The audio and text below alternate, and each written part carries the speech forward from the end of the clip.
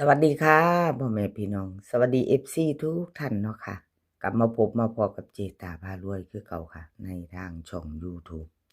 คลิปนี้เจตาก็จะว่างแนวทางของเราพัฒนาเป็นของมื้อนี้ค่ะวันที่20เนาะเป็นวันศุกร์2 ทุ่มครึ่งค่ะลาวพัฒนาออกเห็นอยู่นี่ประวัติของเด่นหลัก10ค่ะหลัก10เดินดีรูดไปอีกแล้วพี่น้องเจตาพารวยขอโทษขออภัย FC หลายๆค่ะกราบงามๆขออภัยแนวทางของ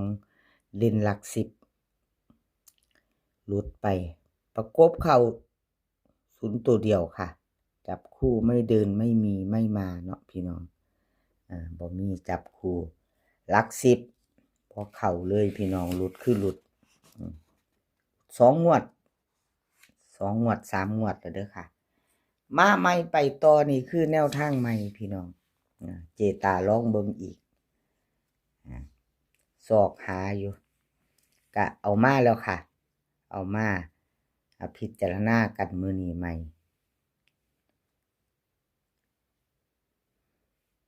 ไปเบิ่งใหม่พิจารณาใหม่ค่ะสูตรนี้ล่ะมาลุ้นสูตรนี้เบิ่งค่ะพี่น้องสอกหาเนาะค่ะคำนวณหาเนาะเจตาก็ได้สอกหาคำนวณหาเพราะแนวทางของเจตาช่วงนี้หลุดดีพี่น้องขอโทษขออภัยหลายๆเจตาพยายามค่ะพยายามหาอยู่ค้นหาสอกหาสำหรับแนวทางที่สิมาว่างเนาะบ่ว่าจะเป็นสูตรธรรมดาสูตร4 หางสูตร4 หาง3 หางแล้วก็สูตรเด่นหลัก10เนาะค่ะที่เจตาพยายามหามาลาวพัฒนามื้อแรงค่ะหลัก10เดินดีรุ่นกันใหม่มื้อนี้เป็นมื้อใหม่รุ่นใหม่รุ่นต่อค่ะมาพิจารณาเบิ่งน้ำกันเนาะค่ะพี่น้องพิจารณาเบิ่งเด่นหลัก10มื้อแรงเป็นวันศุกร์เนาะบนค่ะเจตาให้8ล่างให้9เลขประกบมี3กับ6ค่ะจับคู่บน83ค่ะล่าง96พิจารณาค่ะพี่น้องชอบก็จัดขัดก็ผ่านเนาะแคปหน้าจอไว้ชอบก็จัดขัดก็ผ่านเจตากะพยายามอยู่ค่ะกราบขอโทษขออภัยหลุดต่อกันหลายงวดเนาะพี่น้องหาอยู่ค่ะหาสูตรสอบหาแล้วก็สำหรับแนวทางของเจตาแคปหน้าจอไว้ค่ะพี่น้องแคปหน้าจอเอาไว้รุ่นมือแรงเบิ่งผู้ที่รอคอยผู้ที่ถามหาหลัก10เดินดีเนาะหลัก10เดินดีมาไปต่อใหม่อะไรก็เกิดขึ้นได้เนาะค่ะพี่น้องอะไรก็เกิดขึ้นได้ไม่แน่นอนแต่ว่าการเปลี่ยนหลักสูตรเปลี่ยนสูตรนี่สูตร4 หาง3 หางแล้วก็สูตรหลัก10เดินดีเนาะค่ะเจตาสอบหาพยายามเปลี่ยนสับเปลี่ยนแล้วก็ลองเนาะค่ะไปต่อค่ะไปต่อเป็นของใครเรียกรับวงในค่ะรับวงในเพิ่นเข้าไปตัวนี้ต่อด้วยรับสายด่วนค่ะมาตามกันต่อรับสายด่วนวันที่18เนาะค่ะ209 3ตัวบน62ล่างของเพิ่นเข้าไป09บนเนาะค่ะตรงบ่ได้กลับ0วิ่งลูดเข้าตัวหนึ่งเนาะค่ะรับสายด่วนเอา FC มีไผใดไผมานไผตามเพิ่นบ่น้อค่ะรับสายด่วนนี่2 งวดติดแล้วเด้อค่ะพี่น้อง2 งวดติดเอาเบิ่งงวดที่3อีกเด้2 งวดติดค่ะรับสายด่วน FC จับตามองมื้อนี้เด้อค่ะวันศุกร์รับสายด่วน2 งวดติดค่ะเพิ่นเข้าเพิ่นเดินเพิ่นกลับมาแล้วเด้อค่ะรับสายด่วน FC เตรียมแคปหน้าจอไว้เด้อค่ะ 2 งวดติดแล้วรับสายด่วนกับขอบคุญขอบคุณรับสายด่วนหลายๆค่ะที่ให้แนวทางมาวางทางช่องของเจตาเนาะกับขอบพระคุณเป็นอย่างสูงมาไปต่อมือแรงค่ะพี่น้องเตรียมแคปหน้าจอไว้ใครจะไปต่อกับรับสายด่วนแคปหน้าจอค่ะวิ่งรูดค่ะเพื่อนให้มา4กับ0 2ตัว4หางค่ะ40 410 807เบิ้ล4400ค่ะ3ตัว3หาง408 041 007ค่ะ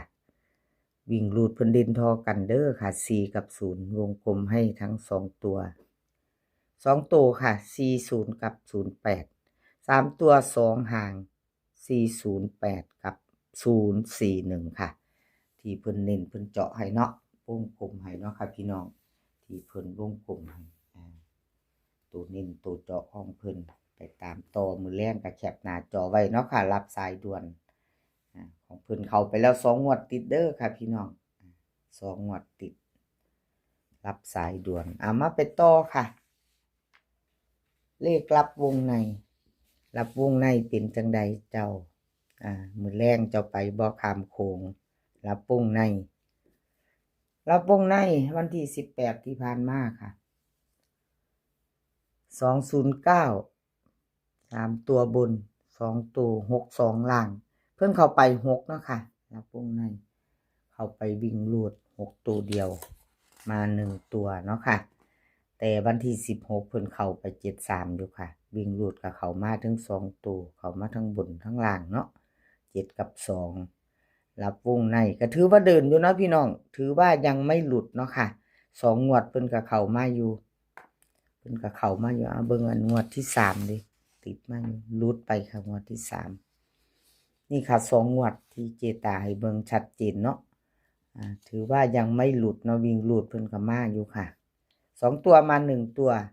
แต่ขอโทษขออภัย2ตัวจับคู่ไม่เข้าเนาะค่ะจับคู่บ่มาเนาะค่ะพี่น้องจับคู่บ่มาแต่ก็ถือว่าเดินอยู่เนาะค่ะถือว่าเดินอยู่เพราะ2ตัวมา1ตัวอยู่เลขรับวงในค่ะลาวพัฒนาเฮามาโตวิ่งรูดเพิ่นให้มา8กับ5ค่ะ2ตัว4หาง85 84 57 56เบิ้ลค่ะ88 3ตัว857 584วิ่งรูดเด่นตัวเดียวเด้อค่ะคือ8รอง5 2ตัวเน้น8 5กับ5 6ค่ะ3ตัวนี้บ่มีเน้นค่ะบ่วงกลมให้ไม่มีเน้น3ตัวเนาะกับขอบคุณขอบคุณเลขรับวงในค่ะที่ให้แนวทางมาวางทางช่องของเจตาครับขอบพระคุณเป็นอย่างสูง FC จะไปต่อกับเพิ่นมือแรงแคปหน้าจอค่ะแคปหน้าจอไปต่อไปพิจารณากันเนาะค่ะพี่น้องเนาะอะไรก็เกิดขึ้นได้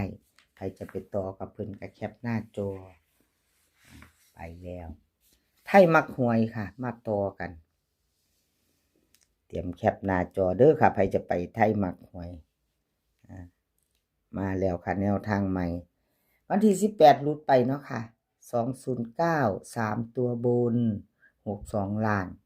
วิ่งรูดไม่เดิน2ตัวไม่มีเนาะค่ะบ่มาบ่เข้า2ตัว3ตัวแต่ว่าวันที่16เพิ่นเข้าไปอยู่ค่ะไทยมักหวย20ตัวกับบนล่างบนเนาะค่ะบน20ไทยมักหวยพิจารณามือนี้ค่ะพี่น้องเป็นมือใหม่เนาะค่ะเป็นมือใหม่แล้วพิจารณาเบิ่งเอาเป็นจังใดจะไปต่อหรือว่าจังใดก็ชอบก็จัดเนาะค่ะผ่านไปคัดบ่ชอบก็ผ่านไปเนาะค่ะไทยมักหวยค่ะเพิ่นให้มาวิ่งรูด1กับ8 2ตัวค่ะ2ตัว4หาง18 19 87 86เบิ้ล11กับ88ค่ะ3ตัว3หาง187 819 868ค่ะวิ่งรูดเด่นทอกันค่ะทั้ง1ทั้ง8วงกลมให้ทั้ง2ตัว เน้น18กับ87ค่ะ3ตัวเน้นหางเดียว187ครับพอบุญขอบคุณไทยมักหวยหลายๆเด้อค่ะที่ให้แนวทางมาวางทางช่องของเจตาด้วยดีเสมอมาเนาะค่ะบ่ว่าจะเขาจะหลุดแนวทางเพิ่นก็เอามาให้เจตาลง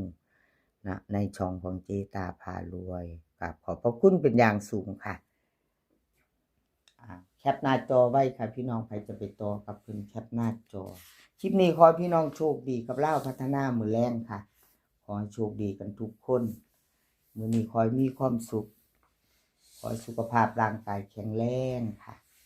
เดินทางไปไสก็ขอให้ปลอดภัยเดินทางไปขอให้มีโชคกลับมาขอให้มีชัยคลิปหน้าพ้อกันใหม่ค่ะคลิปนี้ก็สวัสดีค่ะ